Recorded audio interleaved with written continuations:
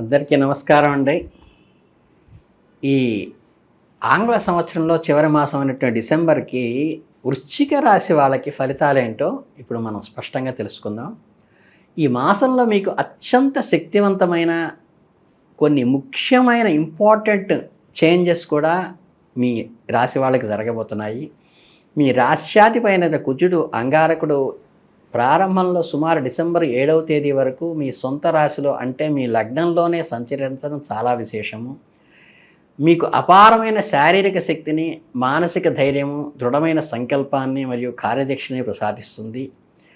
ఏళ్ల తరబడి నిలిచిపోయిన పనులను సైతం ఈ సమయంలో మీరు పద్ధతిలో పూర్తి చేసుకోగలుగుతారు. ఇదే సమయంలో మీలో మొండితనము, కోపము, అహంకారం కూడా పెరిగే అవకాశం ఉన్నది. మీ శక్తిని నిర్మాణాత్మకమైన పనుల వైపు మళ్ళిస్తే అద్భుతమైన పనులు సాధిస్తారు. మీ ధన పంచమాధిపతి అయిన బృహస్పతికి వక్ర మార్గంలో తిరిగి మీ అష్టమ స్థానమైన మిథున రాశిలోకి ప్రవేశిస్తుండటం వల్ల ఈ మాసంలో అత్యంతమైన కీలకమైన గమనించదగ్గ పరిణామాలు, అష్టమ స్థానంలో శుభగ్రహమైన గురువు వక్రించడం అనేది కాస్త వ్యతిరేక ఫలితాలను కూడా సూచిస్తుంది.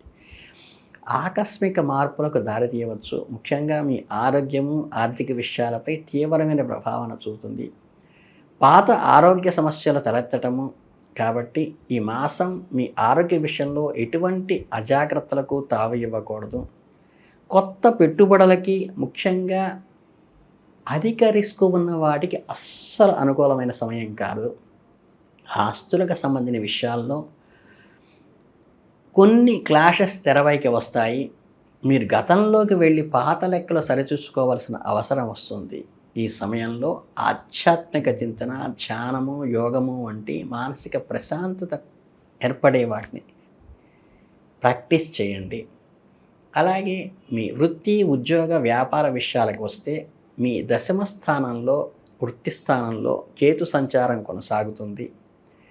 అలాగే మీరు ఎంత కష్టపడినా తగిన గుర్తింపు లభించడం లేదన్న భావన కలగవచ్చు. మీ రాశ్యాధిపతి కుజునికి బలంతో మాసం మొదటి వారంలో మీ పనులను వేగవంతంగా పూర్తి చేసుకోగలుగుతారు.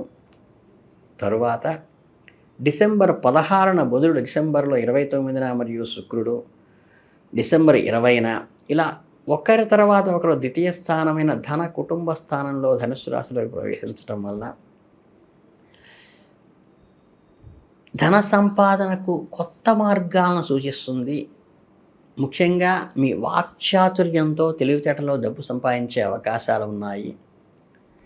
అలాగే ఇక్కడ రవి, కుజుల వంటి ఉష్ణగ్రహ కలయిక ఉండటం వల్ల మీ డబ్బు సంపాదనలో దూకుడుగా వ్యవహరించడము పెరుగుతుంది. ముఖ్యంగా కుటుంబ అవసరాల కోసము, విలాసం కోసము ఎక్కువ ఖర్చు చేస్తారు. ఆర్థిక పరంగా అష్టమ స్థానంలో వక్రీకరించిన గురువు మిమ్మల్ని హెచ్చరిస్తూనే ఉంటాడు. అలాగే ఎంత ఆదాయం వచ్చినా సరే పొదుపుపై దృష్టి పెట్టడము, అనవసరమైన ఖర్చులు నియంత్రించుకోవడం చాలా ముఖ్యము. స్టాక్ మార్కెట్ వంటివి దూరంగా ఉంచండి. క్రమశిక్షణతో కూడిన పెట్టుబడులు మాత్రమే పెట్టండి. మీ కుటుంబ, సామాజిక, ఆరోగ్య జీవితాలను కనుక జాగ్రత్తగా పరిశీలించినట్లయితే ద్వితీయార్థంలో ద్వితీయ స్థానంలో ఏర్పడే గ్రహాల కలయిక వల్ల మీ కుటుంబ జీవితాన్ని అత్యంత చురుకుగా మారుస్తుంది. శుక్రుని ప్రభావం వల్ల కుటుంబంలో సంతోషంగా గడుపుతారు. విందులు, వినోదాల్లో పాల్గొంటారు. మంచి ఆహారాన్ని ఆస్వాదిస్తారు. అలాగే మీ మాటకు చాలా పదునుగా అధికారం, దబాయింపు ధోరణిలో ఉంటుంది. ఇది కుటుంబ సభ్యులతో, ముఖ్యంగా జీవిత భాగస్వామికి అపార్థం చేసుకోకుండా జాగ్రత్త పడండి. మాట జారితే వెనక్కి తీసుకోలేం కాబట్టి మీ చతుర్థ స్థానంలో, గృహ మాతృస్థానంలో రాహు సంచారం వల్ల గృహంలో అశాంతి కలిగే అవకాశం ఉన్నది. కాబట్టి ఇంకో ముఖ్య విషయం, మీ తల్లి అనారోగ్యం విషయంలో కూడా కొంచెం జాగ్రత్త విషయం చేసుకోండి. ఎప్పుడైతే మీ పంచమాధిపతి అయిన గురువు అష్టమ స్థానంలోకి వికేకరించి ప్రవేశిస్తాడో అప్పటి నుంచి ఆరోగ్యంపై ప్రత్యేక శ్రద్ధ వహించడం చాలా అవసరం. ముఖ్యంగా కాలేయం, లివర్ సంబంధించినవి వ్యాధులకి ఇబ్బంది పెట్టే, లివర్కి ప్రాబ్లం వచ్చే అవకాశం ఉంది కూడా జాగ్రత్తగా చూసుకోండి. మానసిక ఒత్తిడికి అధికంగా ఉంటుంది. దీన్ని అధిగమించడానికి ప్రాణాయామం కానీ ధ్యానం వంటివి నిజ జీవితంలో భాగం చేసుకోవాలి. పంచమ స్థానమైన శని సంచారం వలన విషయంలో కొంత ఆందోళన ఉన్నప్పటికీ భవిష్యత్తు కోసం మీరు తీసుకునే క్రమశిక్షణా చర్యలు సత్ఫలితాలను ఇస్తాయి.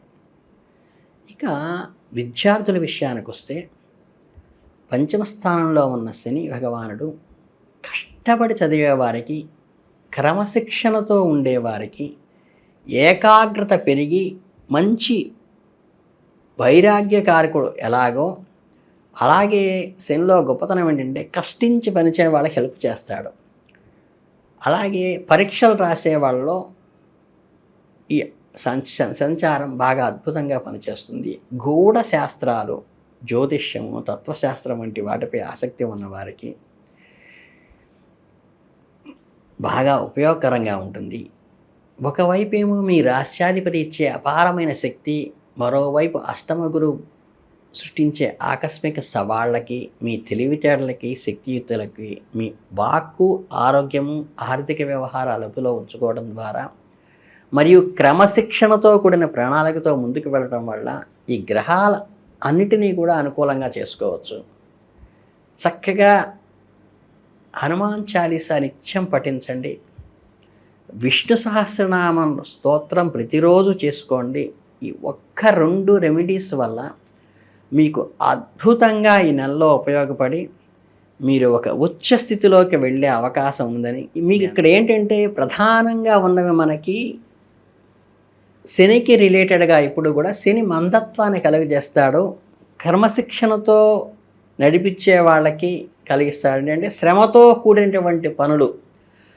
అందుకని ఏంటంటే అయ్యప్ప స్వామి మాల వేసుకున్నప్పుడు చెప్పులు లేకుండాను, ఒక పూట భోజనం చేస్తూను, ఒక వస్త్రంతో ఉండటం అనేటువంటిది. దీనివల్ల ఏమవుతుందంటే ఇవి దాని నివారణకు ఉపయోగపడతాయి.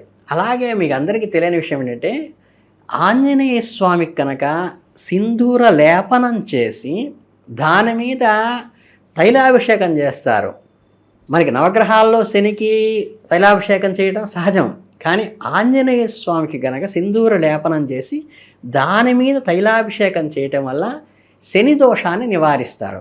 అలాగే ఆంజనేయ మంగళాష్టకం ఉంటుంది, 8 శ్లోకాలతో ఉన్నది. వైశాఖే మాసాం కృష్ణాన్యాం మందవాసరే పూర్వాభాద్రబహూత అని వస్తుంది సార్.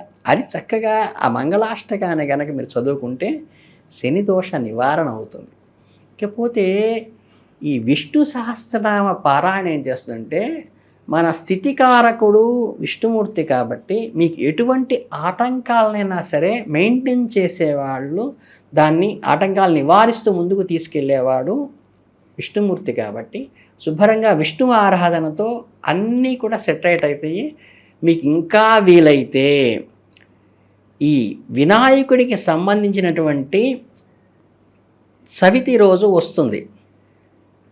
చక్కగా అవి సంకష్టనాశనమోచకం వ్రతం అని చేస్తుంటారు వినాయకుడి గుళ్ళల్లో.